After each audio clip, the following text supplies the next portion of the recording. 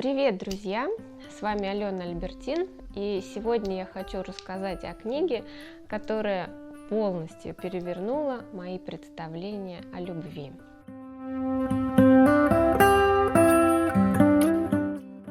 Узнав историю Тина Вина и Мими, вы уже никогда не будете прежними. Итак, готовы изменить свое восприятие и осознание любви? Тогда вперед!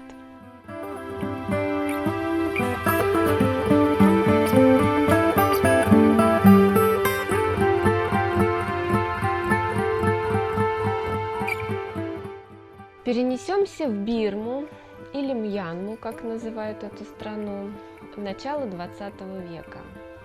Азия, уголок, удаленный от всего, от цивилизации, от мира, маленький городок в горах, где люди живут в простых хижинах, едят рис с овощами, носят лонг-и, такие специальные юбки-повязки, причем в лонг-и ходят как и мужчины, так и женщины. Буддистские монахи ходят с чашами табиик и просят подаяния. Люди работают в поле и обязательно посещают пагоды. Именно здесь, в одну из суббот декабря, в крайне неудачное время, по мнению местного астролога, у женщины по имени Мья-Мья рождается сын, первенец. Мья-Мья в детстве пережила трагедию. У нее на глазах утонул ее младший брат, горячо любимый. И если бы она жила в наши дни на Западе, то наверняка ее бы затаскали по психотерапевтам. А в начале 20 века в Азии этой душевной ее травме никто не придал никакого значения, поэтому Мья-Мья выросла очень впечатлительной, мнительной, и она не изжила эту травму, скажем так.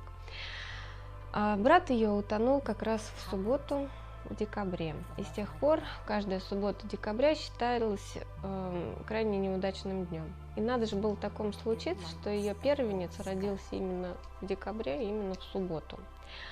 Мальчика назвали Тин Вин, мать его кормит, одевает, ухаживает за ним, но она его совершенно не любит. Она с первых же минут, когда взяла его на руки, поняла, что в ее сердце нет любви. Она ждала, когда проснется материнский инстинкт, но, к сожалению, он так и не проснулся. И любви к ребенку не было в ее сердце. И надо же было такому случиться, что буквально на следующий день на Кур напал непонятный мор. Через пару дней умерла ее двоюродная бабушка. И когда Тину Вину исполнилось 6 лет, именно в этот день трагическим образом и по нелепой случайности погибает отец. И тогда Мья-Мья понимает, что ребенок проклят, и что жить с ним она больше не может, и нужно что-то с этим делать. Она после похорон мужа собирает вещи, небольшую холщовую сумку, вешает ее на плечо, сажает Тину Вину на пень, растущий возле их дома, и говорит: «Сиди здесь, я скоро вернусь», и уходит. А Тин Вин послушный мальчик, он очень привязан к матери, и поэтому, естественно, он ждет, когда она вернется. Он боится пропустить этот момент ее возвращения. Она придет, она вернется, она обнимет его, прижмет к себе, возьмет на руки, ведь раньше так она никогда не делала. И он сидит на этом пне. Сидит день, сидит два. На третий день Тин Вин замечает, что мир, окружающий его, начинает потихоньку тускнеть. Появляются какие-то белесые пятна. На четвертый и пятый день он уже практически ничего не видит, и на седьмой день, когда истощенного полуживого мальчика соседи все-таки стащили с этого пня, он полностью ослеп.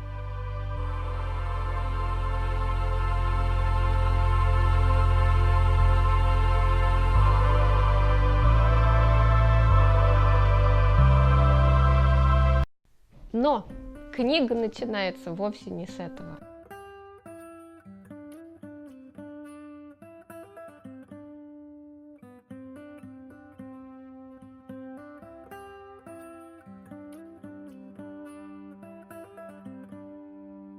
Книга начинается с Нью-Йорка. С Нью-Йорка наших дней, современного, бурлящего, никогда не спящего. В один из дней неожиданным, непостижимым образом исчезает знаменитый адвокат. Ни его семья, ни его друзья, ни коллеги, никто не знает, куда он делся. Жена адвоката на все расспросы полицейских не может дать ни одного внятного ответа. И тогда дочь этого пропавшего адвоката, ее зовут Джулия, решает каким-то образом выяснить хотя бы что-то о судьбе своего отца.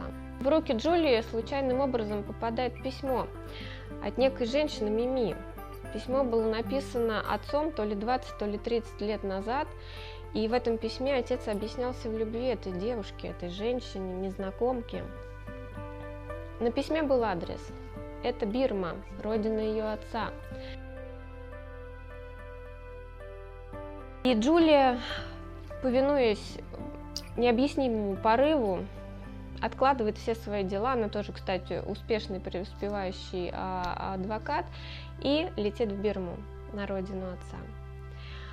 Там, в глухой деревушке, в горах, она встречает очень интересного человека, который предлагает рассказать ей историю о любви.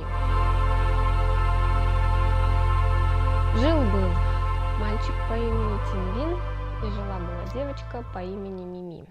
Первое время Джулия слушает все это со скептицизмом, не воспринимая на веру все, что рассказывает Уба, так, кстати, зовут ее нового знакомца. Но по мере движения, по мере продолжения его рассказа, она понимает, что это история о ее отце.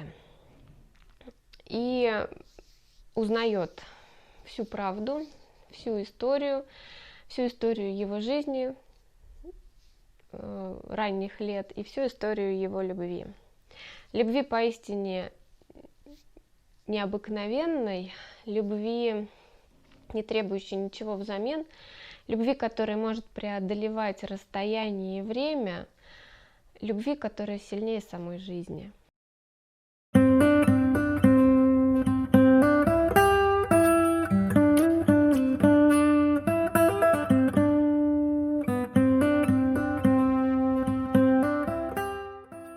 Такова завязка сюжета. Не буду спойлерить, я надеюсь, что вы получите море удовольствия от чтения этой книги и от того, как постепенно, шаг за шагом, страница за страницей разворачивается эта история, полная загадок и тайн. Кто-то говорит, что это книга детектив, кто-то говорит, что это слезливая мелодрама. Но мне кажется, что это книга о любви с большой буквы. О такой любви знают на Востоке, и очень мало кто слышал о такой любви у нас на Западе. Это совсем не та любовь, о которой мы читаем книги, смотрим фильмы, слушаем песни. Мне кажется, что наша любовь западная, она, может быть, не является синонимом слова «сделка», но в основе своей всегда подразумевает рыночные отношения. Ты мне, я тебе. Я буду тебя любить, если ты, и ты будешь любить меня, если я. История Тины-Вина и Мими – это совсем не об этом. Здесь любви не нужны никакие условия. Здесь любовь просто есть.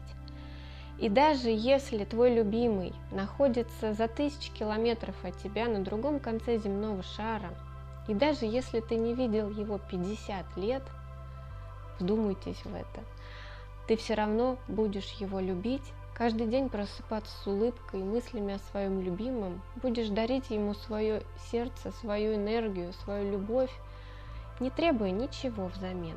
Даже присутствие твоего любимого человека рядом не нужно. Любовь, она всегда в сердце. Она всегда здесь, и ничего не нужно для того, чтобы ее подтверждать и поддерживать. Именно такая любовь одарила Тина-Вина поистине уникальным даром. Он может слышать шуршание шмеля, который пьет нектар из цветка. Он может слышать шум дождя и по этому шуму определять, где трава, а где более твердое покрытие. Он слышит все звуки, те звуки, которые недоступны нашему человеческому уху. Он слышит, как шуршит змея, как пролетает мимо бабочка. А еще он слышит, как бьется сердце человека. Сердце его любимой Мими. Он очень тонко может улавливать настроение и самочувствие человека по голосу, по жестам, и в том числе и по стуку сердца. Ведь все сердца в мире бьются по-разному. Итак, я очень рекомендую почитать вам эту книгу. Знаете, когда я закрыла книгу, когда я ее дочитала, перевернула последнюю страницу, я почувствовала, что что-то во мне изменилось. Что-то уже никогда не будет таким, как прежде. Я узнала, что бывает любовь другая, не такая, к которой мы привыкли. И эта книга однозначно делает тебя лучше. По крайней мере, именно так я и почувствовала. На душе становится теплее, радостнее и как-то спокойнее.